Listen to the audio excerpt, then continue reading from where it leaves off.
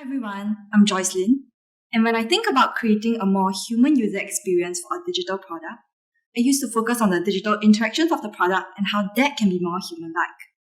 My experience with Trace Together has given me new ways of looking at what it means for a digital product to be human, and that a big part starts from going beyond the screen, beyond the digital interactions. Before I go into my learnings, let me set some context on what Trace Together is and why providing a human user experience is important to us.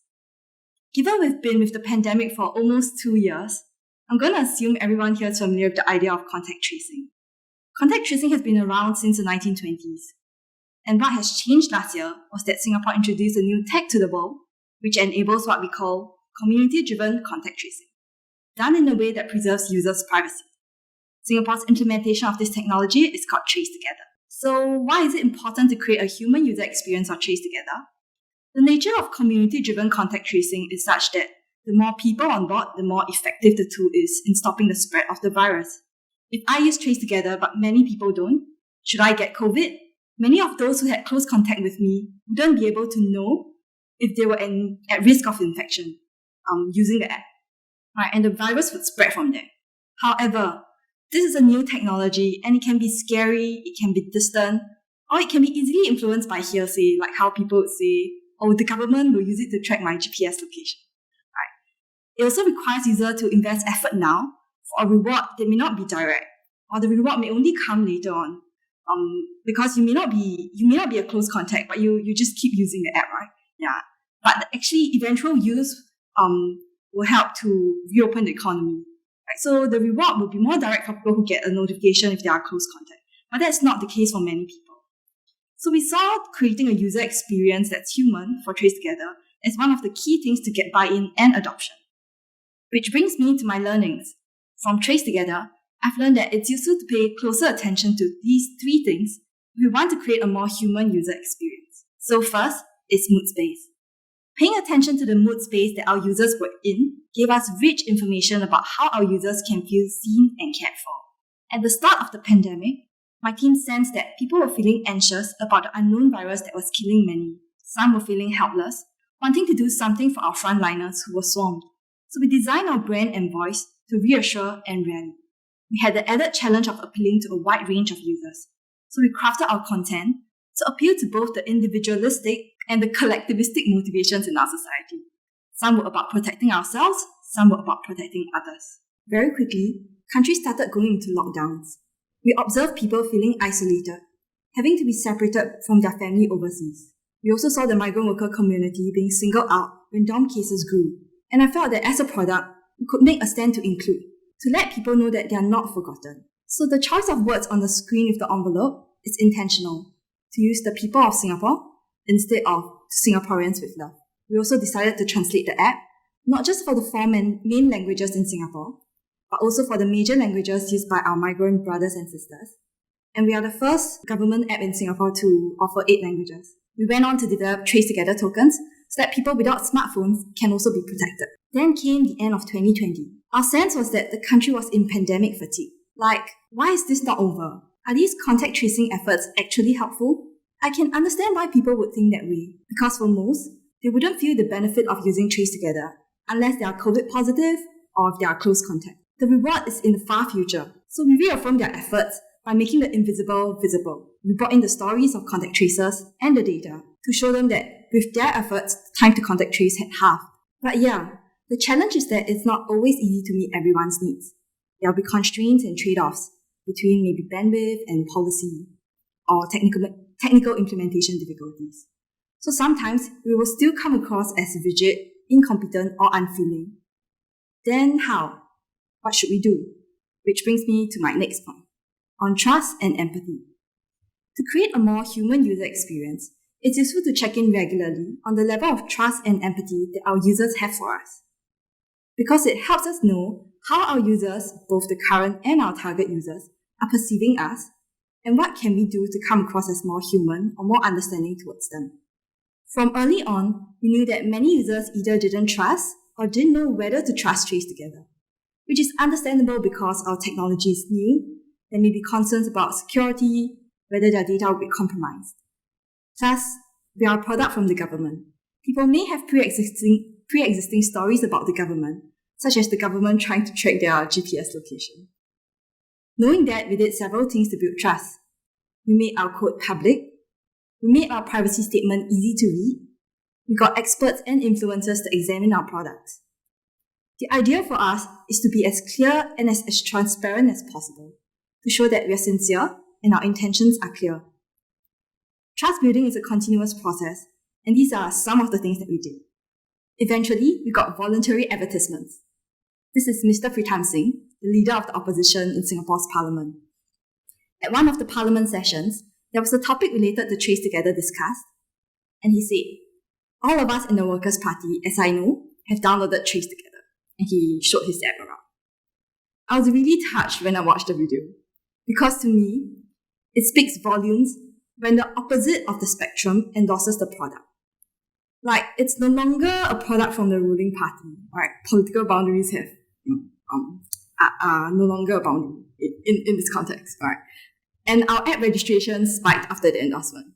I'll share another example that focuses on empathy. I find empathy a possible option to still coming across as human when we can't meet the user's needs.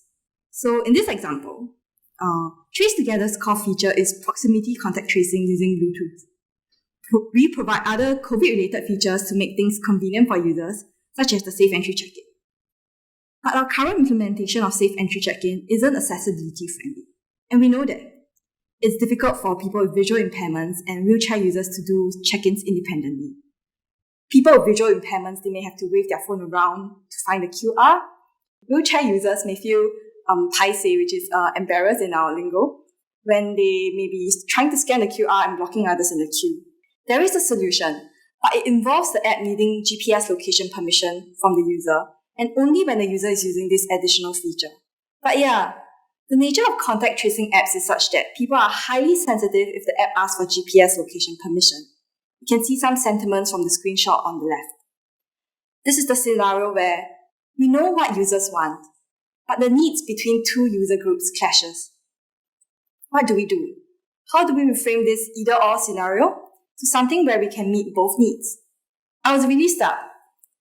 So I decided to write a Medium post about it and put it out there to spark conversations.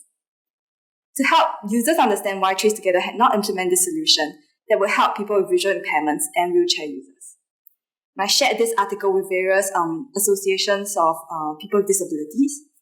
Some of them were disappointed with the larger society response, but all of them said that the article helped them empathize with the position that Trace Together was in, instead of feeling like they were forgotten. So let me put in a plug for this article, for more people to hear the voices of the minority, and to spark conversations about what we as a country, as a human population, can do to meet more people's needs. You can take a picture of the QR, you can read it later, share with your community, and let me know your thoughts.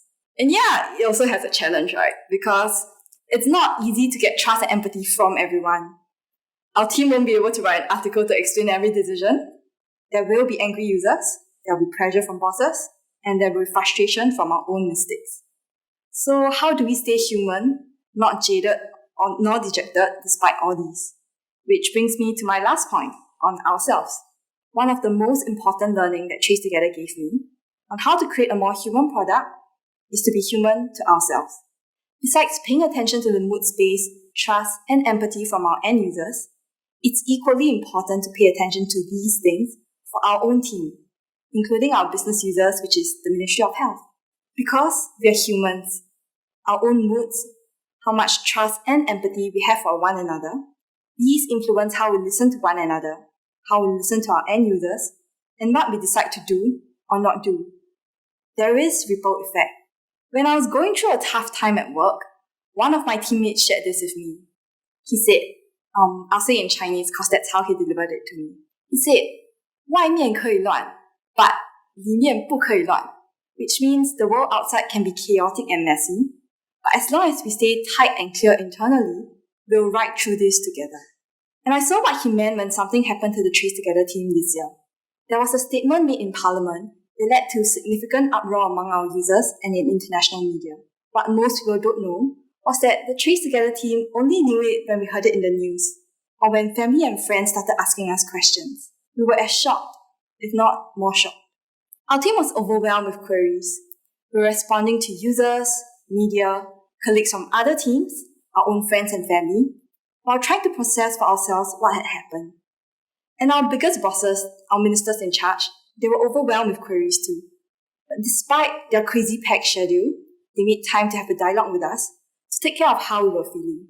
Our business users, the Ministry of Health, they were still overwhelmed with contact tracing work, but they took time to encourage us. When they told us, just remember, your users, she meant your business users, are still grateful. When I saw that message, I cried. And she added a message. And then I asked her, could I share this with the team? And she added a cheeky kiss emoji, which was really cute. And when she added this, that the app team actually bothered to find out what we need and to create a solution that helps us, and does so independently, and that she's very grateful, I realized it matters. It matters how we take care of one another every day, not just when crisis hits.